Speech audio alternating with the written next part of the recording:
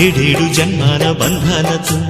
ఈనాడు నీడు పండించనా మరి తయారయ్యే ఉన్న వయ్యారంగా సయ్యత్తు ఒళ్ళోకి వాలంగా చూసుకొచ్చానమ్మా చూడు ఉత్సాహంగా చిన్నారి వన్నెల్ని ఏలంగా ప్రతిక్షణం పరవశం కలగగా